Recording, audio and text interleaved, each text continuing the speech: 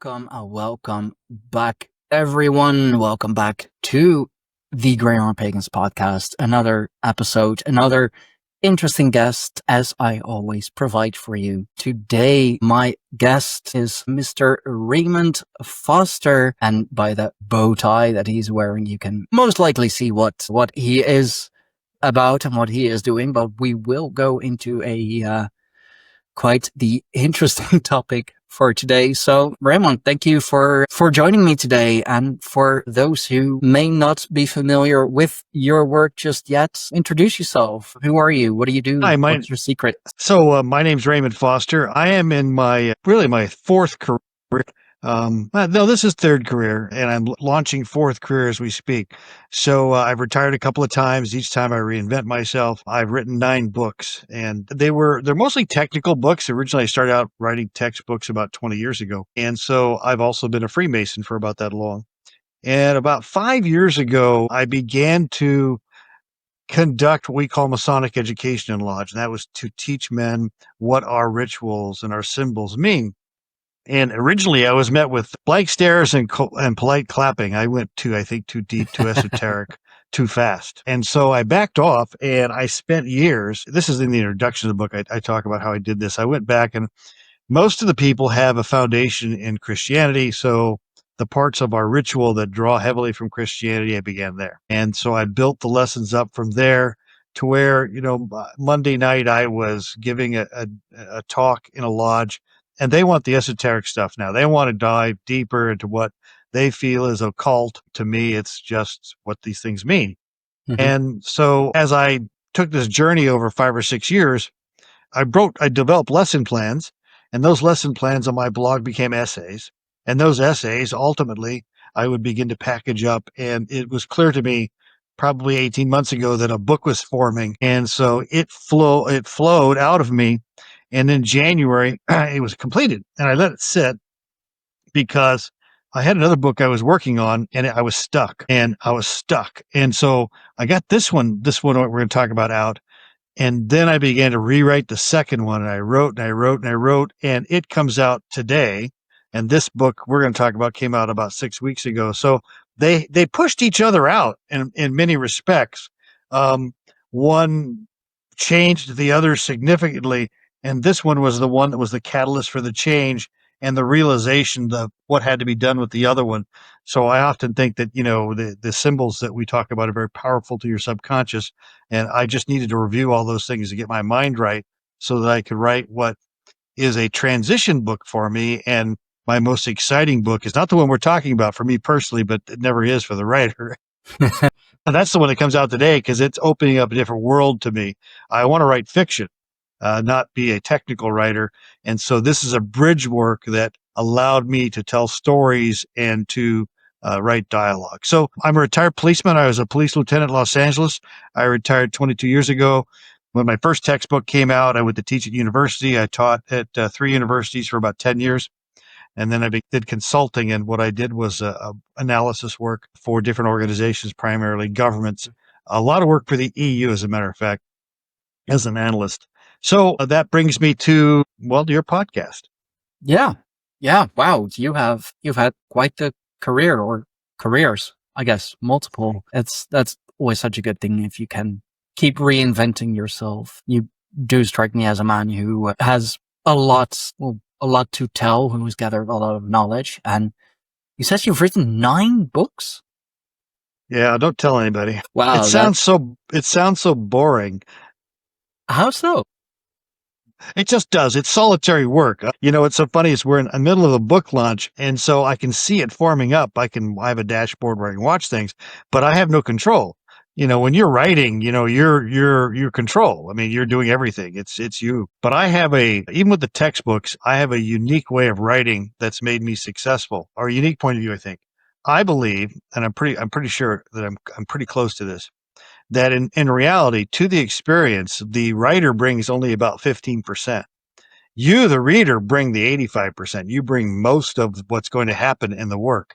You bring your imagination, you bring your context, you bring everything to the work, whether it's technical writing or it's fiction.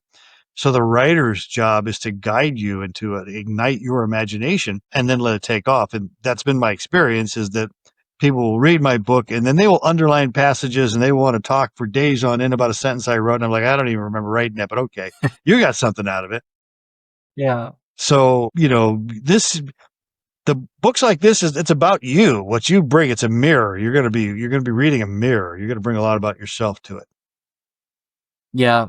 No, I mean, that is the beauty of books. Like everyone, even if you read the same book, you're not reading the same book, because it means something else for everyone. It's a family trait. We're all very bookwormish. It's my to read pile is growing ever bigger, and my have read pile is, well, not.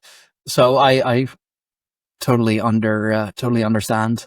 You said you have been doing teachings in lodges as well, but you've gone too esoteric too fast. But I have always been in the understanding that in the lodges, go there at least like interested in the more esoteric topics, if not already knowing a bit about it. So how does one go too esoteric in a Freemasonic lodge? Well, see, that's the paradox of Masonry in the modern age, I think. Men approach Masonry expecting a mystical experience. That's what they're looking for. And then they enter into a lodge and they don't receive it. They get the ritual. But, one of the things that I talked about, we have one of our sacred objects in Masonry with symbols is the plumb line, the plumb it'll try, horizontals for you. So it's a weight on the end of a string. And of course, as long as you're in a positive gravity planet, it's going to give you a straight line. And in the book of Amos, God sends a plumb line to judge the ancient Israelites. And this is why it's such a great story. What God is mad about or angry about is the fact that the ancient Israelites are perfect with their ritual. They do it great, but they don't live it or understand it. And that really makes God mad. And so that's really what goes on. Men approach this and they expect this, and they go through the degrees of Masonry, but they're given the ritual in many ways by men who are either don't know it very well or who are parroting it. And there's not Masonic education. We're not continuously exploring it. And so they leave. They don't, they're Masons, but they don't really go to lodge regularly because they're not getting a transformational experience. So one of the things I set out to do was to change that by providing education and providing pathways for people to participate. And the structure of the book is such that it's written into very short essays, 1,200 to 2,000 words, with questions for reflection. And the idea is that I try to say things that'll really make you mad, and then ask you questions about why you're mad about it, or that'll make you think and make you think about it. So you're absolutely right. Men approach this expecting one thing, and we don't deliver. I think church does the same thing now too. And we were looking for an experience, we're not getting it, and therefore we don't go back. Yeah, that has been a thing of the last, well, decade or more than a decade now. It is also the reason. I mean, I'm a Germanic heathen myself, a pagan polytheist. Why there has been a revival going on in the pagan movement, because we still have a lot of, literally natural mysticism in our rituals, in our beliefs, and church has also become very activistic. It's become very politicized from what I have seen. I haven't been raised religious myself, but I've always been raised around religion, if you will. My grandparents from both sides were Roman Catholic. I did go to church with my grandmother every once in a while, but that's mostly because, I don't know, that's what she did every Sunday. So when I had a sleepover, I went with. Found it incredibly fascinating. But yeah, I can understand when you say that it's lost a lot of the mystique, especially if you read the stories from the Bible and like all these miracles that have happened when you go to church or when you go to a lodge. I can imagine like kind of expecting the same thing and then be very disappointed when it doesn't happen. And the story of the Israelites also, that rings very true, and it's also something that you see a lot in more esoteric circles. Like they know how to do the rituals. You know, it's everything is perfect on the dot, just everything, but it's more doing a ritual for the sake of doing a ritual. You know, I do sometimes question if they really believe it, or if it's just become something that they do, you know, like, oh, every Saturday we do this ritual. Okay, why do you do it? Because it's a thing that we're doing every Saturday. So yeah, I can understand why, you know, if you go in there with, you know, the accumulated knowledge over the years and you talk about all the, you know, the beautiful esoteric topics that are out there and that are so incredibly fascinating, that you're getting a lot of blank stares like, what? Like, I don't know. Are we supposed to know this? So I totally understand. And it's a shame, really. Because I mean, Sure. that's how it started. That's what the lodges, from my understanding, at least used to be for, to, well, broaden your horizon, broaden your understanding of the world, everything in it and, well, outside of it. Well, I think a way to understand Freemasons is to look at the history, and the history at the formation of what we call speculative Mason or the modern Mason is it's not that we say it's shrouded in the mysteries of time. It's just that it went into a cauldron and popped out. But if you think of stonemasons, we can trace the lineage of stonemasons through studying the history of architecture all the way back to the king, I think it's Numulus, the second king of Rome, and the ancient collegia and the colleges, the Collegia Fabrorum. I'm going to murder the Latin. And at the same time, the Phoenicians are all around everywhere with their boats and their big blocks of stone. And they go all the way back, touching the ancient Israelites about the time that the King Solomon's temple was probably built. And then that goes back to the ancient Egyptians, because, of course, Moses led them out of the, et cetera, et cetera, et cetera. So you Yeah. could chase this stonemason thing all the way back.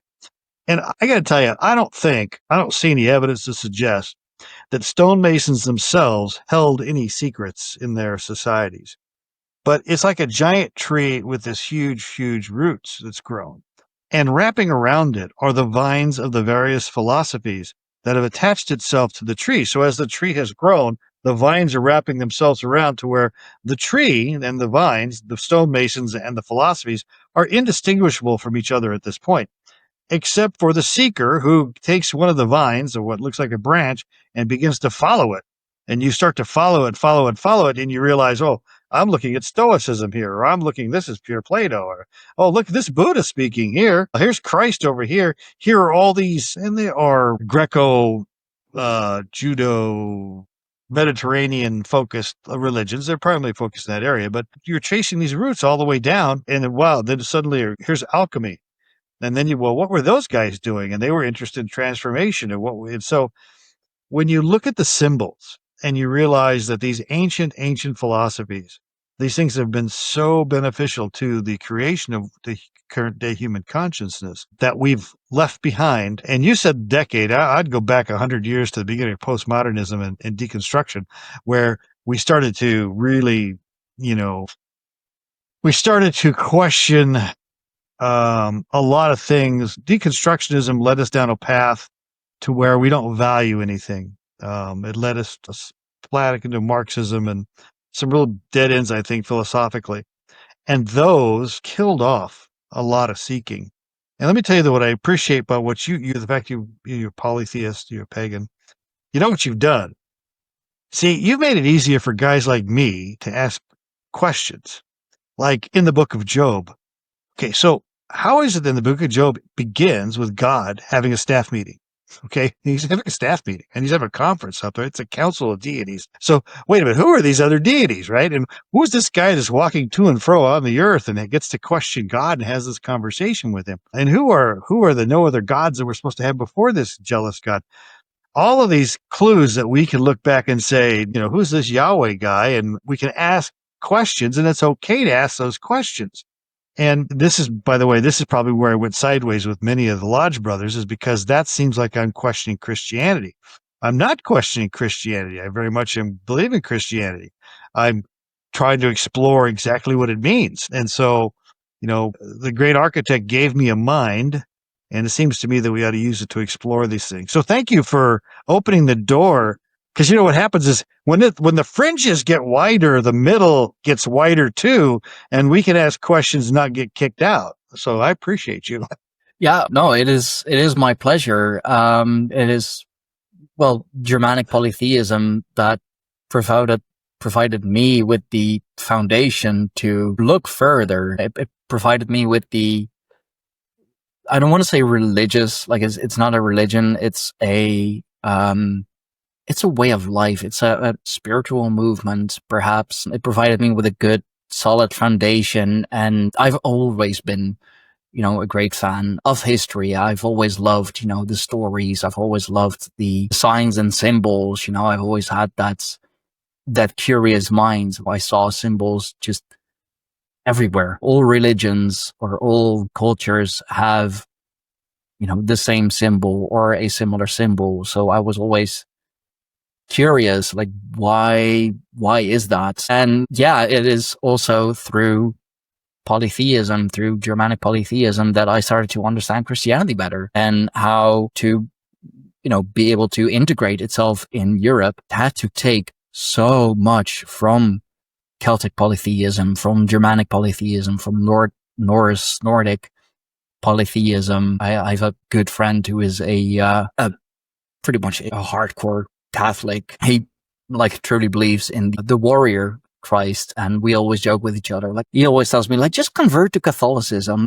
You're basically Catholic anyway. And I was like, well, I mean, why don't you just acknowledge that you're a pagan? Like, everything you say, everything you do is basically paganism anyway. So we always joke with that. And he's a good guy, and he does understand it on a deeper level, although he is one of few, unfortunately. But yeah, it does seem that you're not really allowed to question those things, especially when it comes to Christianity, and especially in the US. From what I know, you're just supposed to believe it and don't question it. It's very dogmatic, like, this is the way it is, and that's it. That always rubbed me the wrong way, and that's why I decided to become the seeker myself and try and find as much answers as I could, or as much clarification as I could. That's why I started the podcast as well. So, in Masonry, one of the things is it requires a belief in a supreme being and a belief in an afterlife to be a member of the fraternity. It used to require that very early on, more than 300 years ago, it required that you were of the religion of wherever you were living. So if you were in England, you would be the Anglican Church.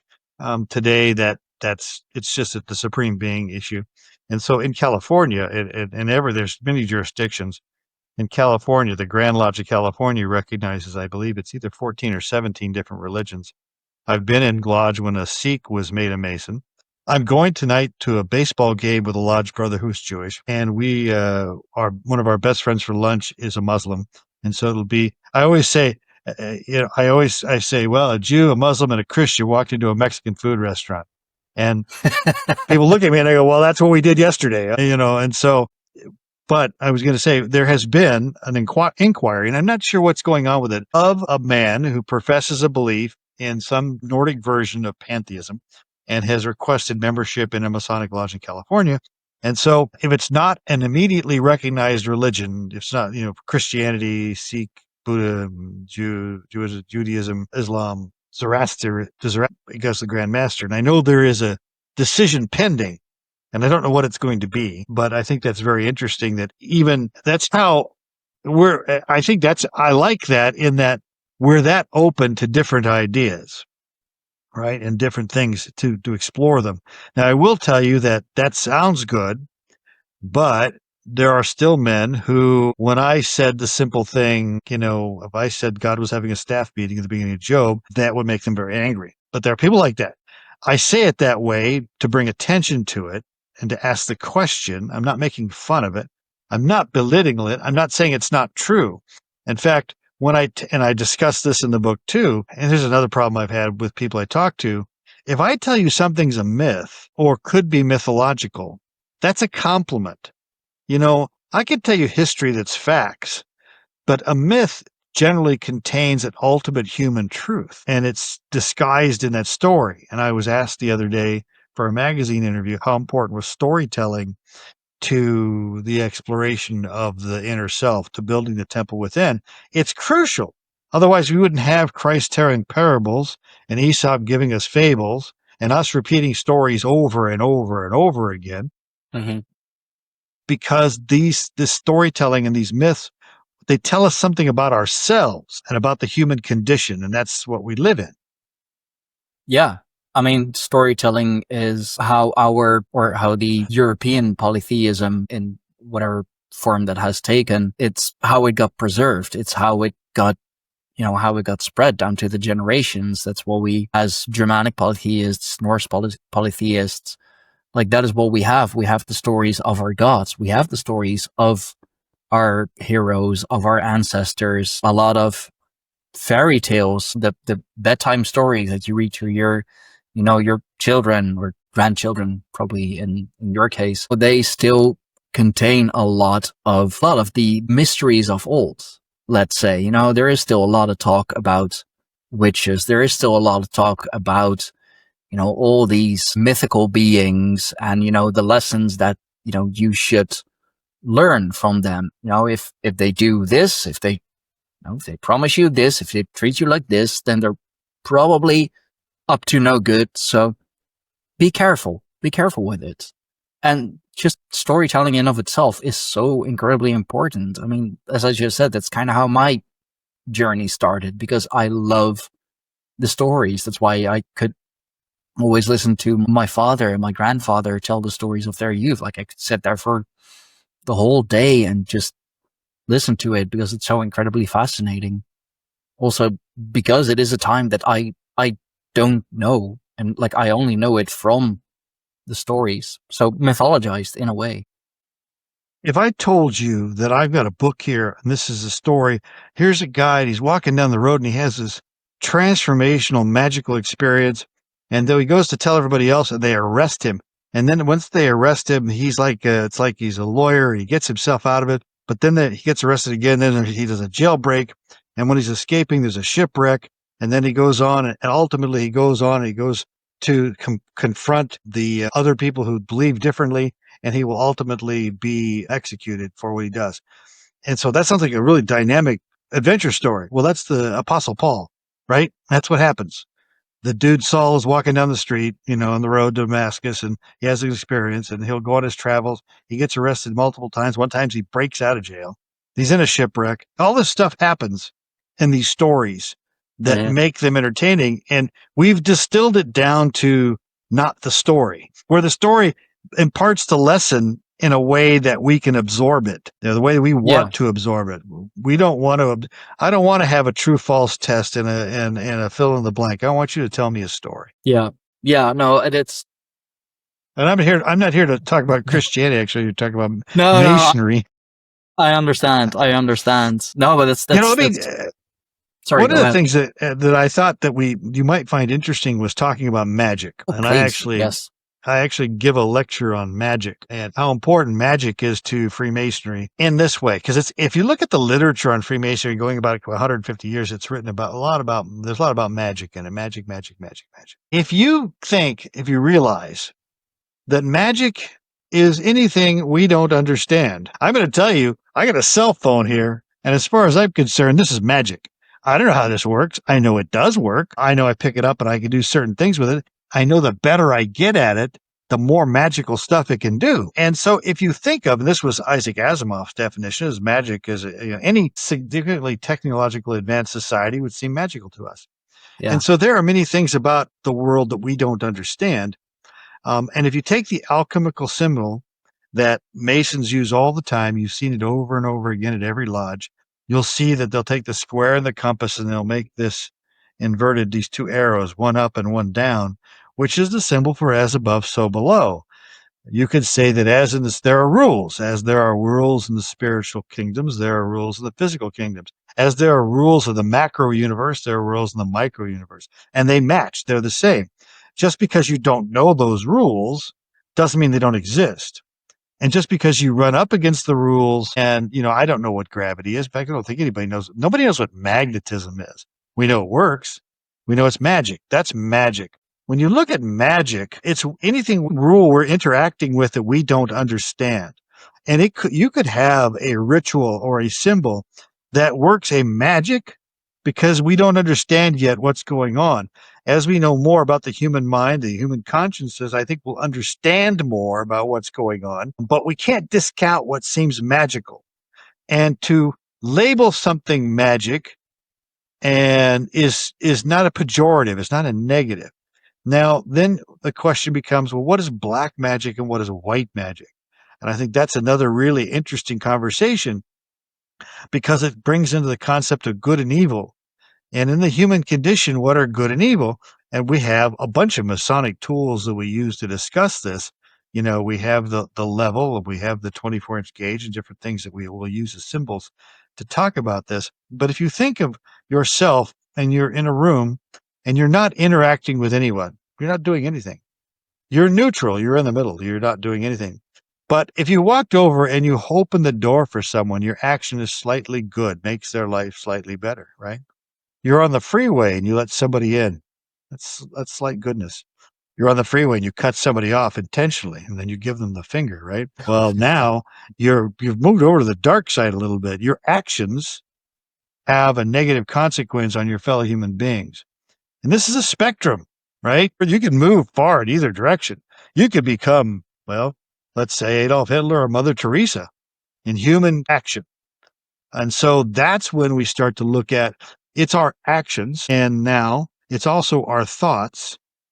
And if you're really, really into your ritual and you're really into your magic, you'll understand it's what you speak. Speaking that's why we have incantations. That's why we do prayer, and that's why we have rosaries. The power of human speech is different than human thought, but it's as powerful in our rituals. And so in one of our earliest Masonic rituals involves the combination of speech, thought, and action. And we equate it back to a biblical story, and we teach that to the candidate, and we do it over and over and over again in all our degrees of rituals. We demonstrate this thing over and over and over and over again because it's powerful in how it programs your subconscious.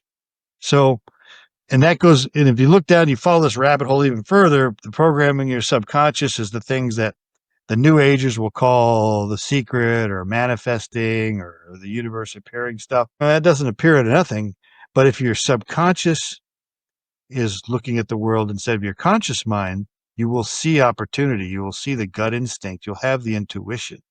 And that's what drives the inner creativity. So that's all magic because nobody understands it. Yeah. Oh, I love that. And it's funny that you mention the manifesting stuff. Like it's I've actually, for another podcast that I'm involved with, I am in the process of recording an episode on psychosomatic healing, which is basically the placebo effect, but like amplified. Placebo effect is also basically magic. Like you're getting, let's say just, a sugar pill, but because you believe it is the actual medicine, your body starts to treat it as the medicine, and it is working, even though it's nothing but, a sugar pill or just aspirin or anything like that. And also a good friend of mine who is really into the Kabbalah, he recently made a video about manifesting because so many people misunderstand what manifesting is. They think it's like, oh, I'm making something just appear out of nothing. Like I'm literally manifesting it. Like it just, first it wasn't there, but now I'm manifesting it, and all of a sudden from, I don't know, magic, dust, fairy dust, whatever, it's there. No, you are, this is at least my understanding of it. Thankfully, my wife is a witch. Yeah, imagine that, a pagan married to a witch. Quelle surprise. But it is that you are bringing yourself closer to that goal. Like you're aligning yourself with with the path that leads you to receiving or understanding whatever it is that you're trying to receive or understand. You're not literally creating something out of nothing. And that is where indeed the new age, I mean, they do make it sound so good. It's just manifest it. Like whatever you want, just manifest it. Cool. Yeah, I'm gonna do that. Like if anything that I want, just manifest it. Hell yeah, I'm gonna manifest the shit out of it.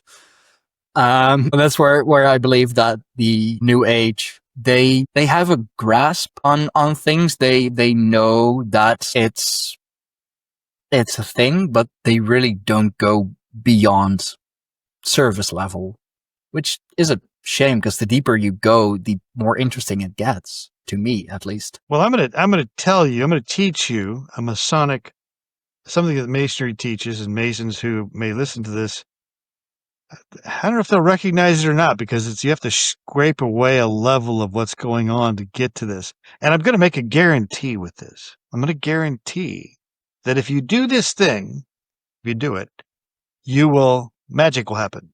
Okay, something magic will happen. And there's a presupposition. There's several axiomatic presuppositions for this. The first is that our conscious brains are incredibly busy, and they are trying to navigate a very complex world, right? And so they're only seeing that which is necessary to you don't get killed.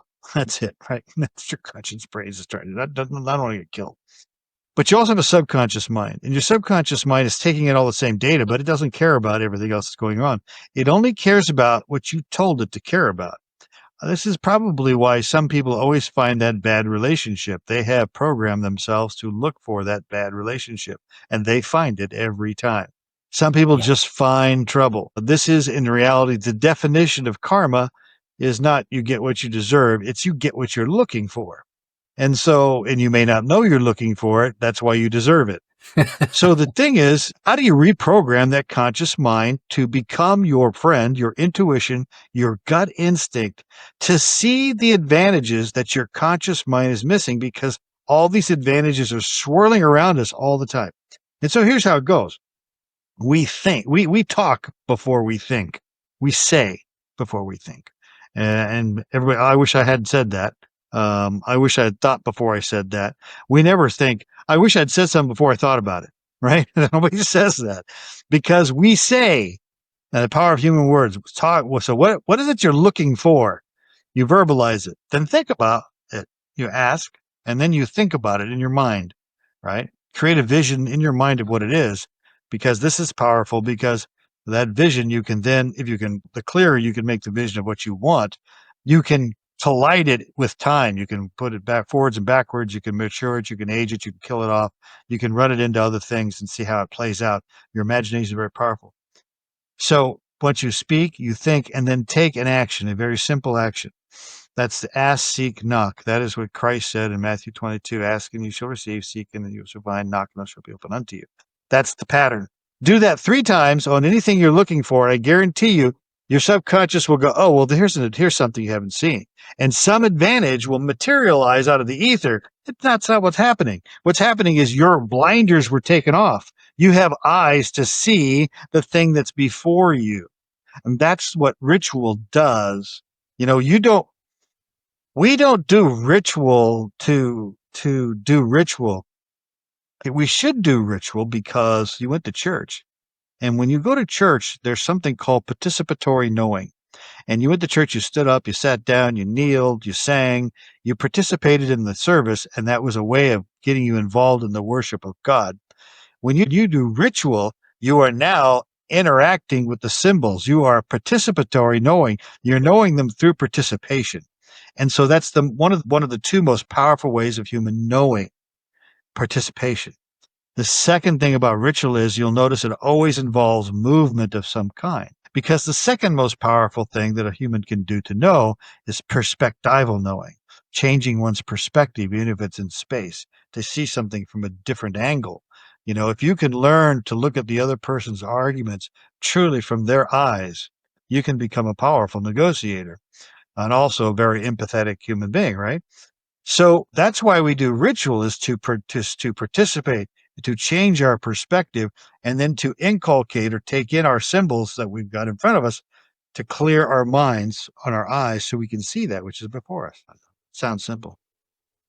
It That's been my book, The Temple Within. Go get a copy. Yeah, no, I mean that's exactly it, and that's what I feel a lot of people are still misunderstanding. You know, we as polytheists, like when we do rituals, we ask a favor of the gods or of our ancestors, but what we're not doing is asking them to do it for us. What I mean, exactly as you said, like we are asking them to help guide us towards the thing, to take our blinders off so that we may see what we are looking for. And that's why, I mean, I have been using the term eyes wide shut a lot more lately, also because it's such a magnificent movie. It really gave me the creeps first time I watched it. But it seems that so many people are still doing that. Like they're seeing everything that happens around them. They're just not understanding it. They're not actually seeing it for what it is. And I believe that is also a big part of the of all the conflicts that that are happening, that causes a lot of the division of what is happening, because we refuse to see the other sides. Oftentimes we even refuse to acknowledge the other sides, their arguments or their viewpoints.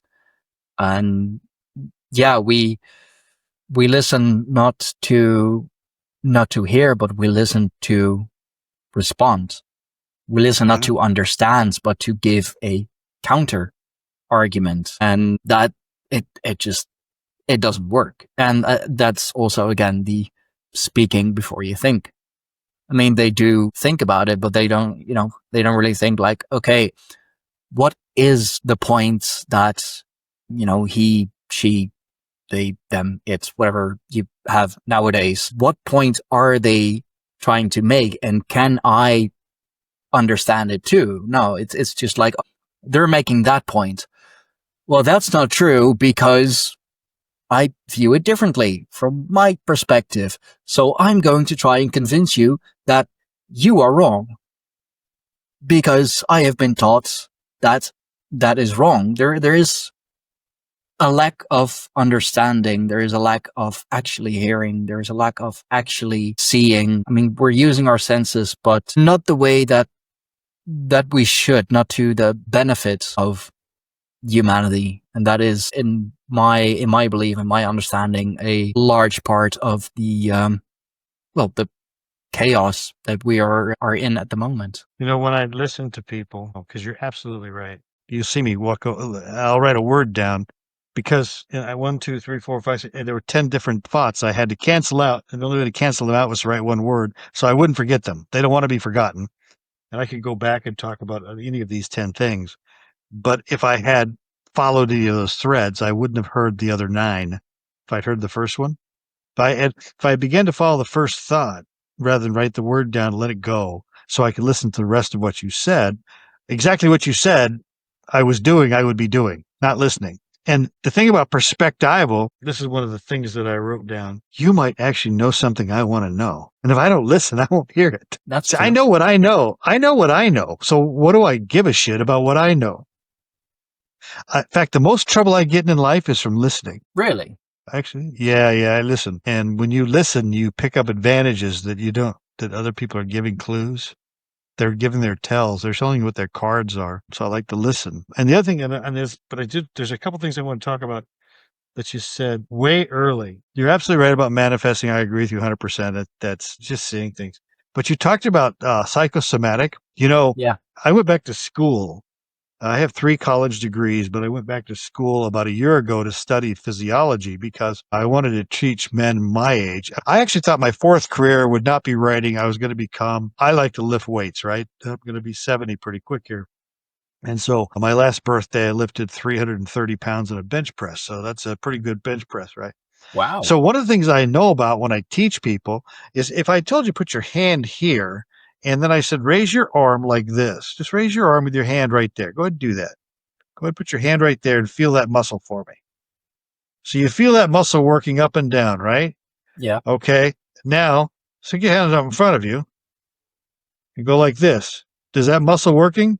Not like it was before.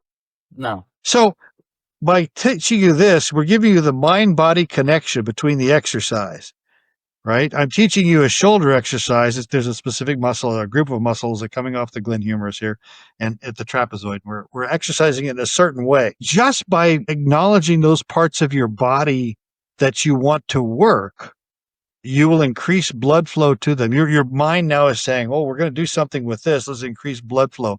Blood flow is the key to reducing inflammation, which takes away pain. So you're absolutely right? This is the mind controlling everything around us. And so there's something science-y about your placebo thing you were talking about. And that's what we don't know. We don't know the rules. We just see the effect. And the other thing I wanted to say was the thing that fascinates me about pantheism is this. Pantheism is directly observable in the physical realm. And it makes complete sense. How many times have you seen somebody who fall in love. They see somebody and they're immediately smitten by them. And we used to say that was Cupid shooting an arrow, or Venus the goddess was putting a spell on them. Yeah. Well, maybe not a spell. Maybe it's just some biology we're unaware of. Or how about somebody gets so angry they go berserk, right? They just get that angry and they're taken over by the god of war, right? And we talk about that. That's directly, I think for the ancients, they observed human behavior and they couldn't explain what was going on. So they created rituals to mitigate some of the impacts of the human condition. And they gave those things that seemed external to them names. And because they could control them and they couldn't be controlled, they were gods. So a lot of what you're expressing in that pantheism is an exploration of the human condition, just in a different way. And I'm not minimizing your religion in any way. I'm saying that it makes a lot of sense in the directly observable universe. Yeah. Yeah, no, it's funny. It's touching on so many things that I'm working on, will be working on shortly. Another topic that I recently stumbled upon again really is the bicameral mind, and how our ancestors, when they heard the gods speaking to them, that really was a external voice. That the inside voice, let's say, that we have now is relatively new in the grand scheme of things. So, and I am doing research on that still, but that also gives rise to what we now know as schizophrenia, for example, the classic one, that you're hearing voices that are not there. Well, if that's the case, then all of our ancestors, going back tens of thousands of years, all had a form of schizophrenia, because when they heard, the gods talking to them, or the other way around, really, when they interpret that as the gods talking to them, or the oracles, for example, that the voices that they heard or that came out of them were the gods talking. And it is still observable. And berserk, that was observable, but back then, and it still is. I mean, I have definitely seen people. I have had anger issues in my youth, not be able to deal with the emotions that I was feeling. And yeah, it does feel, and it does look like those people are trans, like they are in a trance. They are somewhere else. Their mind has moved to a different dimension, has moved to a different sphere, and that's why they are so uncontrollable, and that's why they seem to not feel pain or not care about any injuries. It is still happening to them. It's just not registering. The mind body connection is no longer there. It's purely the primal mind that is still there and it's, doing the movements and all of that. Like, you don't really need to be conscious for that, luckily. Imagine that. Like, you have to think about breathing. You have to think about, okay, how do I walk and all of that. That's a hell of an effort. So yeah, I like that. And it takes also the thing of magic into perspective. Are we seeing what we think we are seeing? And if that is indeed what we are seeing, are we actually understanding it? I believe it wasn't it Aristotle or Plato who says the only thing that I know is that I know nothing. And I'm going to have to agree with that. I think I know a lot of things. I think I have an understanding of plenty of topics, but there is still so much more to learn. And it all goes so much deeper and so much further back. And it is also so much grander than I know it to be now. So do I know something? Yeah, but like, what do I know? I mean, practically nothing. I know this Well, we're much all in a about journey. such a topic. Yeah, well, somebody asked me yesterday, what's the most important thing you could pass on to a non-Mason? And I'm like, well, learn to ask why. Yeah. Why? So, don't ask what anymore. Yeah, what's pretty much figured out. Ask why. One of the things in my book, The Temple Within, and what I did with Maester is to explore the use of words. Because our ritual uses specific words, right? You use those incantations too. And you've used the word a couple of times, which we rarely use in Freemasonry. And we use another word. And the word, I don't know that we don't use the word ever. Okay, think of the ritual. Now, remember, ritual masonry is 3 degrees in traditional masonry. First, second, and third degree. They're basically, the first 2 are about an hour and a half. They're somewhere between a mystical play and a morality play. The mystical play is coming from the Middle Ages. The last is a morality play. It's about 2 hours long. And the men are required to memorize all these words. But the word that never occurs, we use the word observe. We tell someone they're able to observe something. Don't tell them you can see it, because those are philosophically way different. I can observe you, but do I really see you? And seeing has to do with knowing, right? And I think we observe a lot. My thing is, how much can I see? So that's important to me. You got a bunch of other things I wrote down. Oh, that's a good point. I observe everything, right? I'm interested in seeing things. And how do I see them? And I'm seeing the things around me. I don't say this very often, but people will come to me and they'll ask me a question. And I often think they're asking me a question because they know I will see the answer, because they can't see. And it'll be, I'm involved in all kinds of things in the community. After this, I've got to go to a grand opening of a train station. Oh my goodness. And somebody will come up and ask me something and I will give them an answer. Maybe they call it insight. We use the word insight. Somebody has insight into something. Well, the word sight is in that, inside sight, the seeing. It's the thing I think about a lot. The difference between observing and seeing. Sometimes I'm just observing. Oh. So did you have any questions about Freemasonry in general? Especially got somebody here that's willing to tell you. There's two things I won't tell you about Freemasonry. The first is our modes of recognition. We have secret handshakes and passwords. I won't tell you those. And the second thing is for the most part, I won't tell you the exact words in a ritual unless it's some biblical passage that we've used that obviously should be available to you if we have a King James version of the Bible. But other than that, if you want to know about the signs, the symbols, the tools, the history, those kinds of things, that's what I wanted to share with people. And I wanted Masons to think.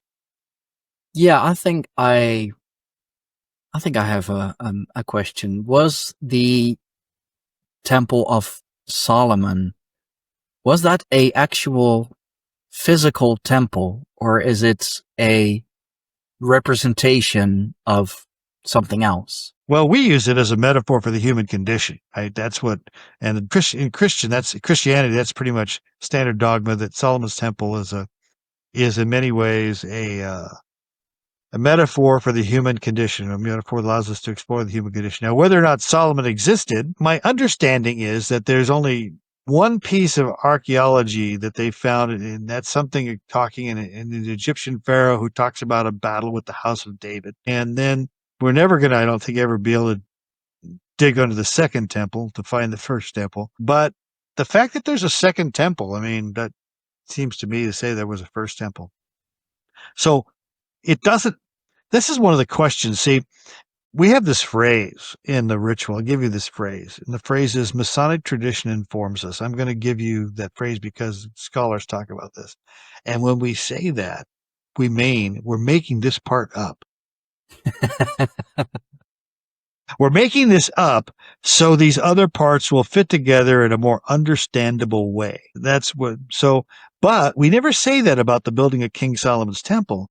And just because if I say to you it's a metaphor and it's mythological, I'm not saying it didn't happen. I'm saying that it's so important to us that it's taken on a mythological stature, right? The things about how the temple was constructed and what it means, right, are so important that it's become part of our mythology. That's really a compliment. And it's like, parting of the Red Sea and Moses and Exodus and the wandering in the desert, that's it could have happened. But what's more important is what it expresses as a metaphor, right? Or as a story. So, yes, King Solomon's temple is central to Masonry. And, now the conspiracy part of it is central to Masonry because, the Knights Templar, when they were over in the 1100s, 1200s, they had basically that area. That's where their commandery was. That's where they set up shop, and they dug underneath. They found some stuff, which I think is funny because what I think the Knights, why they became so rich. I think the Knights Templar, there is documented evidence. They had a lot of social and business intercourse with the Muslims, and the Muslims, particularly the Arabs, had invented double entry bookkeeping already. And so they didn't have that in Europe. And so the Knights Templar took this bookkeeping thing, and that made them excellent bankers. That gave them the capacity to make great traders because they had bookkeeping, which they took from the Arabs or from the Muslim communities. And that's what made them fabulously rich in such a short period of time, was knowledge. It's not something they captured, right? But when they disappear in the early part of the 14th century, they're slower to disappear in England and up into the area of Scotland. And there are some traditions, notice the word I said, traditions, that the Templar entered into the Freemason lodges, the Masonic lodges, in order to conceal their identity and keep their ceremonies and ritual alive, and therefore some of what they had becomes part of what we had. This is the vines wrapped around the tree. Yeah. It's one of those vines you can pull and pull and pull. So there is some indications of that. So King Solomon's temple is, however, in Masonry, we have what we call the ancient landmarks. And one of those landmarks is that the legend of Hiram Abiff, which is about the building of King Solomon's temple, is part of our third degree. That's a landmark, something we cannot change. It's something that is central to our ritual and mythology, right? And I'm not giving away a secret. That thing's written out in Mackey's Encyclopedia. Go read it yourself. So did King Solomon's temple exist? I don't know. I wasn't there. Is it a powerful metaphor allowing us to explore what it is to be a human being? Absolutely. And that's what we use it for. Okay. Oh, I love that, actually, that has become mythologized. I heard someone say the other day that we should start doing that again. We should start mythologizing ourselves. We should start mythologizing, other things again. Make these grand stories again. Okay, but would we do that, right? And you don't see it going on. Let me open your eyes a little bit. Okay, so you're familiar a little bit with the story of Moses, probably, right? Yeah. And so, Moses. And so you got this guy whose parents are gone, and he's brought up by relatives, and he lives on he's trying to discover himself, and he moves out in the desert. He tends sheep. Then in Star Wars, you got this kid we don't know where his parents are either, and he's on a desert planet. He's tending droids. And these two guys, they both have a mystical experience. One has a burning bush, the other has a droid, and they're told to go on an adventure, and they take a sidekick with them. One takes air, and the other one takes these robots, and they go to confront the ultimate evil. And so one is going to be Pharaoh, and the other is going to be Darth Vader, and they are ultimately they confront and they overcome evil with their sidekick, and they they are transformed by the experience. One becomes, a high prince, the other becomes Moses. This is called the hero's journey. The hero's journey in literature is identified. It has all 12 points of it. It's only one story we tell ourselves because that's our story. You, Stein, are the hero of your life, right? That's where you begin to transform. I'm the hero of mine. People say you've done so much with your life. I go, well, I'm a hero. No, that's what heroes do, man. I'm the hero of this story. It's the only story I know I get. I'm going to be the hero. And what does the hero do? The hero is constantly conquering and exploring and failing and has setbacks, but the hero always overcomes. You're the hero of your own story. Apologize yourself. Wow. Yeah. Okay. That is. And go buy a copy of my book, damn it. I'm going to have to. Wow. Why have I never thought about this? It's so. I mean, I guess that's the thing. Once you do see it, once it is so clearly explained to you, it becomes so obvious. Well, to me, see, what I think about great about Freemasonry is that it invites, but probably talked in the beginning, people coming looking for a mythological experience, right? A mystical experience. And so as we get new men in and I talk to them, I'm the officer's coach at our lodge. I teach the ritual and I teach the younger men. And one of the things I talk about is you're the hero, man. I mean, it's your story. You're the hero. And I think that's our job, is to ignite each other and remind each other that we're on this massively important quest as heroes. So, and that's taken me nearly 70 years to figure it out. So don't worry that you never thought of it. Well, I mean, luckily I'm still, relatively young. I mean, I'm 33 years old. So, there you go. It's also a good age to be interviewing a Mason. I guess kind of, the temple within every mystical leader, every mystical seeker is always looking to find the temple within, is always told to seek the temple within. Why, with, so much time passed and so many mystical teachers over the thousands of years, why is it still so hard to understand what the temple within is or how to locate it? Why are we still looking outside of ourselves? That's a really good question. I think that, what I just talked about,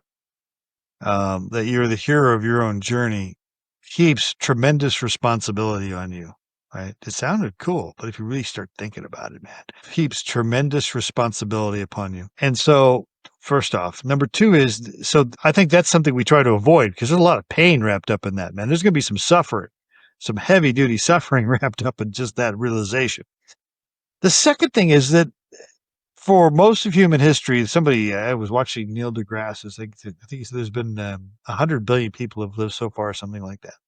And right now there's only 6 billion alive, so it's what, 6%.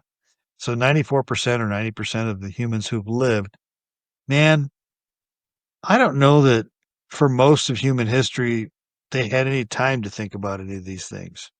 I mean, 150 years ago, shelter wasn't always on the table. Food, certainly not. Water, I mean, go back 300 years, where you're going to live to be 20 or 30 years old. That's part of the problem with aging, is we really don't know how to do it. I mean, we don't know how to do this as human beings. If our species is 250,000 years old, for most of it, we haven't lived past 20 or 30. So we don't have any experience of what to do. So I think, answering your question, we don't have a lot of experience with this as human beings. And so I think we're now at the age, in the modern age, where we can spend a lot of time working on this temple within. When these questions didn't come up, Maslow is the hierarchy of needs. If you're looking for shelter and food, you're not really thinking about, spiritual development. So maybe that's it. Yeah, I guess that's a good point. If you're so incredibly busy trying to survive, if you don't know today if you'll live tomorrow, then yeah, you would rather busy yourself with finding your next meal or finding shelter for the night or when the weather turns. I can understand that. Well, at the same time, it seems that, going back to more ancient days, at least, there were a lot of people who had a lot of time on their hands to think about these things and to try and come up with answers. Otherwise, we wouldn't have these great philosophers. We wouldn't have these great teachers nowadays. We wouldn't have their texts, their teachings, their books to learn from. So what has changed? Why could we do it then in simpler or more barbaric times, if you will? Why can't we do it now when we consider ourselves so advanced, so sophisticated? Well, again, it goes back. I think the bar was lower. I think the 1,000 years ago, knowing when the summer solstice and the winter solstice was crucial, so you'd know when to plant food to get the maximum yield out of your harvest. And so all those ceremonies that brought that to us were so we know when to work and when we need to hunker down and hide out, so we would be able to survive. That doesn't mean that we had a lot of time to then figure out how space flight occurs and what the rotation and diurnal rotation of the Earth is and the math of it. Now, there were some people who had time, certainly, because we have records of people who wrote those things down. But the mass of humanity, I think I think it's incorrect to think that most human beings, number one, are capable, but that they're not only capable, but had the opportunity. We still don't have a lot of free will in this world. We think we do. I think it's illusory. They still have a caste system in certain parts of the world. How much free will does somebody living in a caste system have? How much free will does a dirt poor person living in pick the country? How much free will do they have? How much, as opposed to you and I, does our economic prosperity has given us the time to think about these issues? And so I struggle with this. How much free will do we have? I was in a class the other day at a doctor who was had a class on exercise physiology. A student asked him, well, how much is physical exercise to longevity? The doctor said, well, 90% of it's your genes, 8%'s luck, and about 2%'s exercise. Well, and that's the science of it. If you live above 90, that's the genetic lottery, man. You could smoke. That's why you always hear Grandpa smoked his entire life. He lived to be 96. He just won the genetic lottery. That's all. You have some kid, one of my best friends in high school was killed by a drunk driver on his way to junior college. He just turned 18. That's just luck, man. That's not genetics. That's not smoking. How much free will do we have? That's a really interesting question. I mean, how much even this conversation, how much were we driven to meet each other by circumstance rather than a choice? This comes back to your statement. I don't know what I don't know. Yeah, that's a good one. It's interesting that the last episode I did was actually with a woman who found a lot, or her work has become synchronicities. She has had a few experiences of which she was like, no, this is like, if this is coincidence, then this is like such an odd coincidence. There's more to this. And she said to listen to your gut, first of all, but also take action. And that she like really specified, take action. If your gut tells you something, if there's this little voice in the back of your head that says, hey, like, this is very coincidental, like on a scale of, this would never happen to this is most definitely gonna happen. It's more towards this would never happen. So there is something behind this. Maybe you should do something. She has had the most wonderful experiences by taking action, by listening to her gut, by listening to that, that little voice in the back of her head telling her that, hey, there's more to this. Do something with it. So free will, I don't know. Does free will exist, or are we all guided in some way, and is the rest just luck and coincidence? Well, there's two things going on here. Number one is, or a couple things. Number one is, I want to say that there are no coincidences. Does not happen. No coincidences. And synchronicity means that events draw their meaning based on their occurrence in time. So a bus going by and you walking out of the house have no meaning unless you walk into front of the bus. Then those events occurring in time have meaning. So that's what synchronicity means. That's what Carl Jung said. But Carl Jung also, I think, was on the track of saying there are no coincidences. That's the subconscious is looking for what we've programmed it to look for, and then maybe our collective subconscious is working overtime to bring us together. That's very, very possible. And so that's my. I don't believe in coincidences whatsoever. When something happens, I take you at your word. The second thing is, even though I've said that 98% is either genetics or luck, that 2% is really meaningful. That small advantage. If you're gambling in Las Vegas and you can get a 2% average over the house, in the long run, you can win big, right? In fact, if you look at a roulette wheel, half are red and half are black, right? So if you put a 50-50 down, you should have a 50-50 chance and a 50-50, right? No, they put a 0 in there. That gives you a 51% chance. So now the house has 51%. Over the long run, you're going to lose. Always, always, always.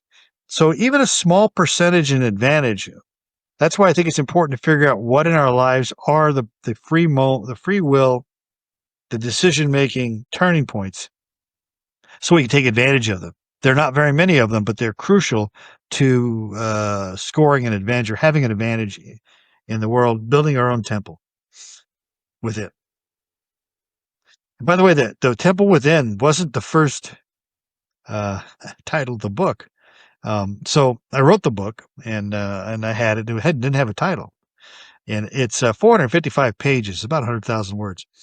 The final version. And I'm looking at the final version. It has no title, has no dedication. I don't know what it has nothing. And I look at it, okay, what's this about? So I run it through a program and I ask, what are the 20 top words? Which is a dumbass question because it came out and said the, is, right? And those are the most common words. All right, what are the most common nouns? What are the most common verbs? What are the most common adverbs? And then I said, okay, and I got a list. And I looked and I go, the number 3 is hugely powerful. And I read a chapter on why the number 3 is powerful. And so it's got to be a 3-word title. But it's got to be a 3-word title with a purpose. And the word temple comes up over and over again. And other words come up like character and leadership and ethics. And those are all within you. So the temple within, it blossomed out, and that's what gave me then the dedication and ultimately to go back through it one more time and to structure it such that it was building the temple within. So the title flowed from the work, but also recognition of the power of 3. Yeah, okay. So usually you don't hear that a lot. Usually people come up with, a title or an idea, and that's what they structure their book on. So with you, it was the book telling you, hey, this is what I am about, really. It gave me its name when we were done. Okay, interesting. It birthed this name. I made that mistake with my first book. I started out with a title and wrote that book, and I knew that wasn't the title. And the editor and the author and the publishing house took it, and had they used the title that it should have been, I would be a millionaire. It was I saw it, but I didn't know enough as a writer to insist that it got changed after the work was done. So that's why you'll see a lot of times if you work in a movie production, it'll say, well, this has got a working title of. Yeah. Because we don't know what it's going to be when we're done. So it came from that. You said everything has a purpose. There is no such thing as a coincidence. Everything that happens is meant to happen. Then this also goes for this. Well, anyways, you added part of that. Okay? I did. I said emphatically, there are no coincidences. Mm-hmm. All right? There are no coincidences. I didn't add the part that is meant to happen. Okay? So here's why. When you go through the mindset that there's no coincidences, who's responsible for everything that's going on? You are. If you add things are supposed to happen to it, you're pushing the responsibility outside of yourself. My first question when things go sideways is, what did I do? What's my part? I want to own my part early and often. That's why it says no coincidences, because I'm taking ownership of everything. Taking ownership of everything. Everything. If you're not pleased with the outcome of your life, it's the outcome of your life. It's your life. You're producing the outcome. If it's not pleasing to you, then you should produce something else. I think the first step in the temple within, first step in Masonry is taking personal responsibility for everything. Okay, yeah, I can see that. I can get into that. But how does that differ from each other? If there are no coincidences, then whatever happens, whatever is happening, is supposed to happen then, right? But you're making it happen. So that you're making it happen. I don't see when you say it's supposed to happen. It sounds like there's some predestination involved, or there's some kind of external force that's forcing these things along. I don't believe that's true. I think that we are responsible for all of our actions and everything that happens to us. And I know that's a little bit harsh way of looking at things. It's a harsh way of looking at things. I take full responsibility for everything. So you control your own destiny. Like literally life is what you make of it. Or do we all have a destiny? Do we all have a certain goal that we are supposed to work towards? Or does that come with life being predetermined, that our path being predetermined? Which I can't kind of goes against free will. Yeah, well, that's my big. See, I struggle with this question too. How much free will do we have? But I can't tell you how many times that I've been in a position to do something, and then I'll just look up at God and I'll go, You put me here to do this? This was the point? This is what you wanted me to do? This is ridiculous, but okay. Because I do think, we're massive agents in the universe. We're massive agents, but we are agents of our own lives. I just think that taking personal responsibility is huge on my list of things that make us better people. And yeah, bad stuff happens to good people, and I get that. I'm not dismissing it because bad stuff's happened to me. I'm grateful that it's not as bad as it's been to other people. I don't know, maybe I'm expressing this incorrect. No, I mean, this is something that, that I'm still trying to understand as well. I mean, as you said, bad things do happen to good people. And I mean, I can most certainly speak of it personally and in my environment. And yeah, that is one of the bigger why questions that I have. Every one of us is, or at least the good people that I know, we're all trying so hard. We're all trying to, make the best of it. Why do these things happen? One of the bigger things for me personally is, why did I have to lose my brother when he was only 20 years old? I mean, I don't see any benefit to it. Well, no, but yeah, there is. I think there is. Let me explain. This is what we would get from Masonry, because we have the checkerboard floor and we talk about dark and light, darkness and light a lot. Just as you have free will, the universe itself is designed in a way that mimics that free will. It mimics that randomness of decision making. Asteroids, volcanoes, car accidents. If we didn't have those things, we wouldn't have this reality that we live in that gives us free will. They're necessary. The polio for the 5-year-old child, I guess, is necessary to express this entire event that we're happening. And I know that sounds harsh, but if we got to have plate tectonics so that if we're going to have weather so that we can breathe oxygen, it's going to include hurricanes. I mean, and hurricanes are destructive. I think that that's part of the life existence, that randomness. And that's unfortunate about your brother. His life was sacrificed to the greater good of this experience. And I don't want that. That's what happened. I mean, whatever the randomness was that took him, to me, because I've lost people also, that's just that's the price of admission to this physical reality. That's just the price. It wouldn't be this without that. Yeah. I know that it's harsh, right?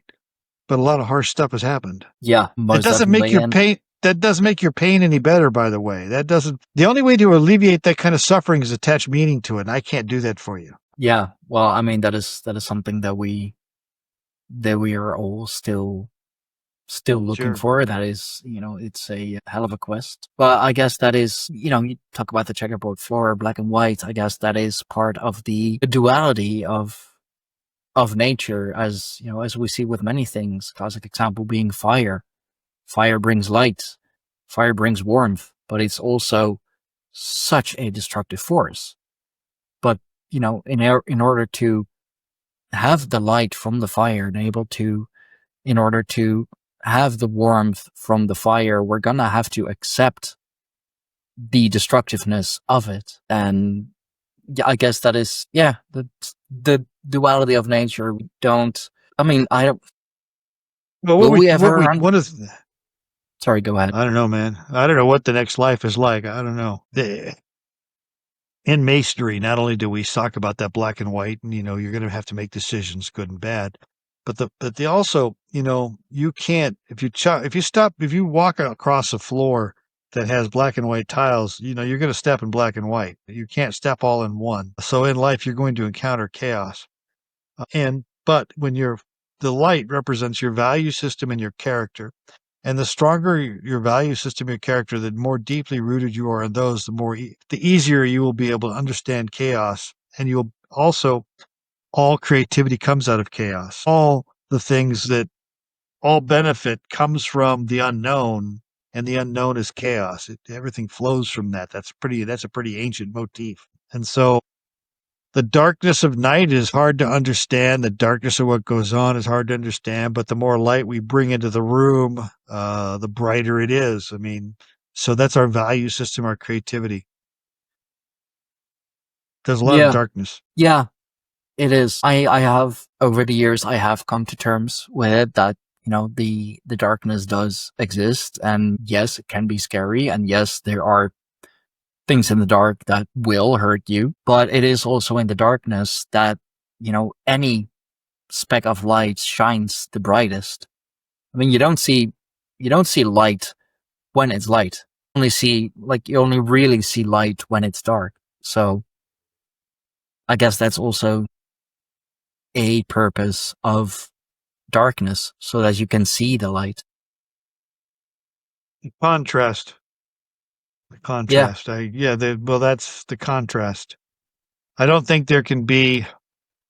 That's the question, man. Can there be joy without sorrow? Could you be joyful without sorrow? That's Some people have the afterlife is they're going to be strumming a harp and continuously joyous. That sounds so boring. Yeah. Sounds terrible.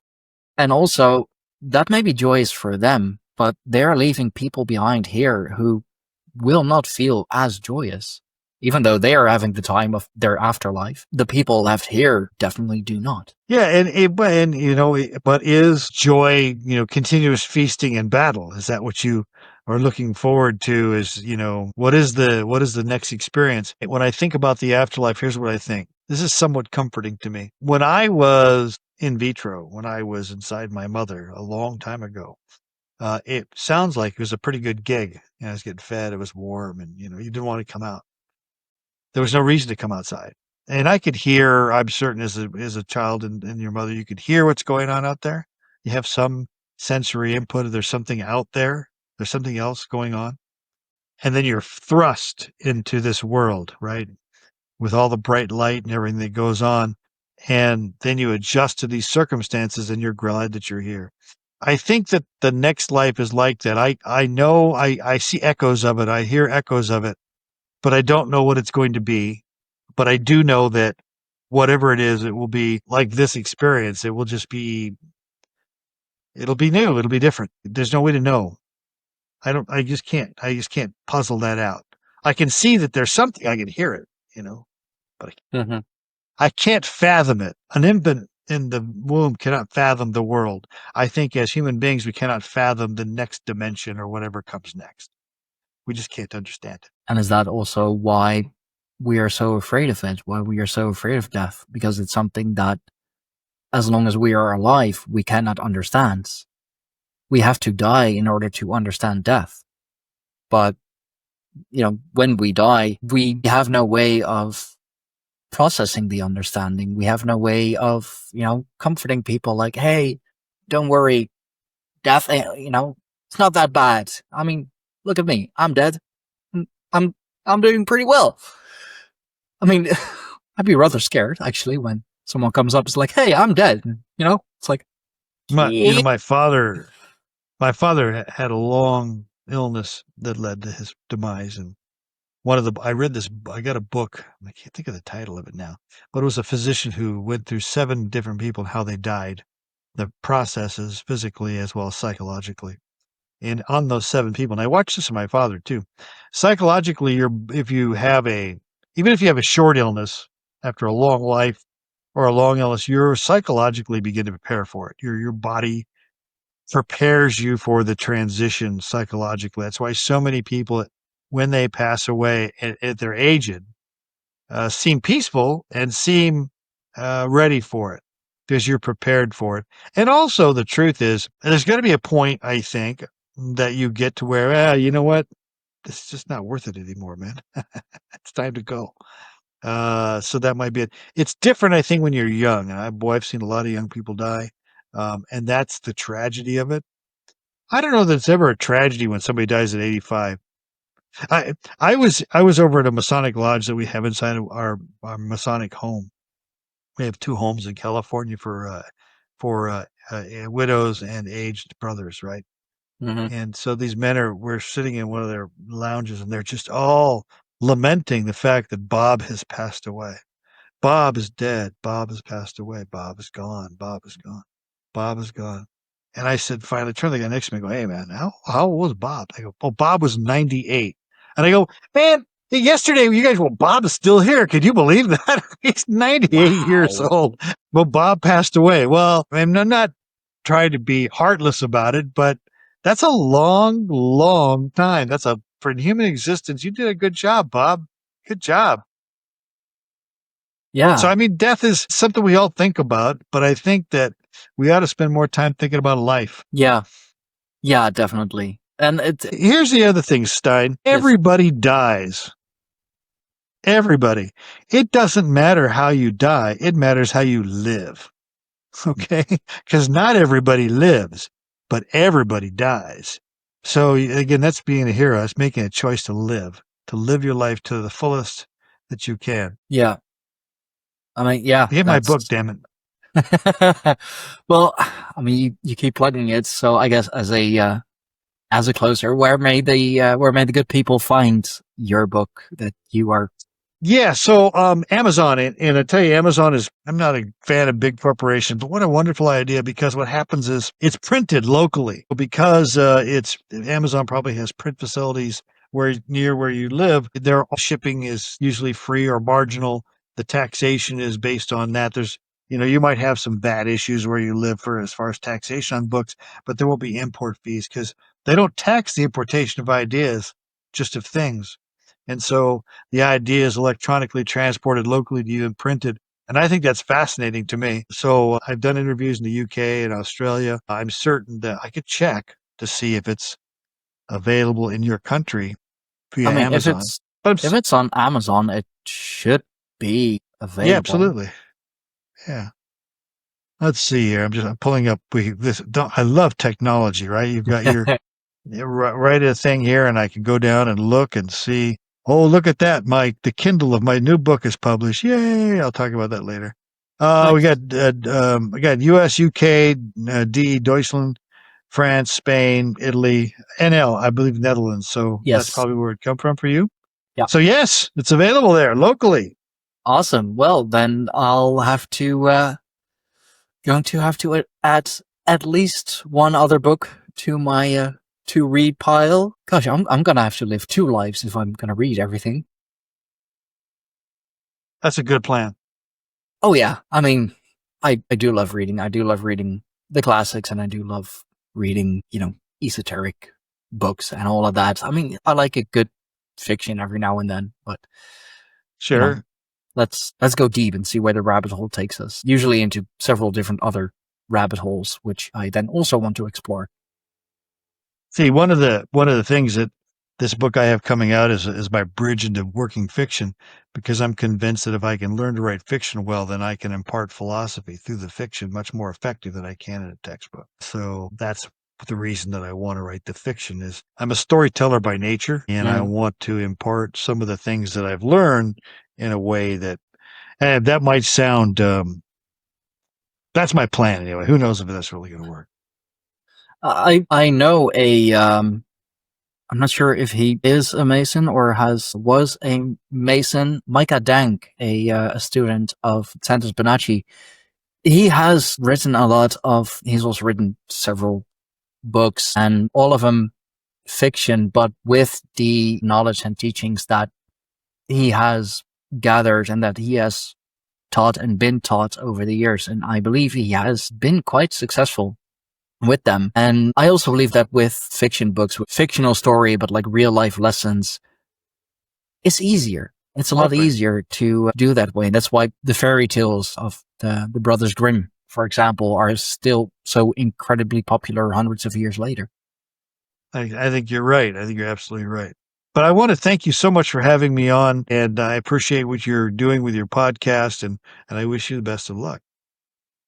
Thank you very much. Thank you very much. I most definitely enjoy podcasting. It is a full-time job next to my full-time job, because it's not just recording, it's editing and like all of it. That's the least fun part, unfortunately. But yeah, thank you so much for coming on and sharing some of your wisdom and having a good sparring session. I'd say I do like this. And of course, to my lovely, wonderful audience, thank you for watching. Thank you for listening. As always, I do very much appreciate it. I can have on whoever I want. If there's nobody watching, if there's nobody listening, then, there's no fun. So yeah, thank you all. Do remember to like, share, subscribe. If you have any questions or any remarks, whether they be for Raymond or for myself, do leave them in the description box down below this video. If you are listening to this on Apple Podcast or Spotify, do leave a 5-star rating. Please, please, pretty please. It is a small effort, but means the world to me. For more of these interesting conversations, for early access to all of these amazing guests and conversations that I have, and of course bonus material, visit our Patreon, patreon.com/Greyhorn Pagans. It is really the only way that I am able to monetize my channel, since YouTube is like, nope, not gonna happen. So yeah, patreon.com/Greyhorn Pagans. And for everything else for Greyhorn Pagans related, whether it be the podcast tribe, anything that we do, anyone that we associate ourselves with, go to our website, www.greyhornpagans. Okay, that's all of that done. That's all of the plugging that I'm supposed to do as a good content creator. So Raymond, I thank you again very much for coming on. It was a very pleasant, very lovely conversation. I definitely learned a thing or two, and a lot to think about as well. So yeah, thank you very much, and I wish you a good day. I'm gonna enjoy dinner. It's getting late here, so yeah, thank you very much. And for everyone else, have a great day, Stein. Thank you. I will. And for everyone else, I'll see you next time.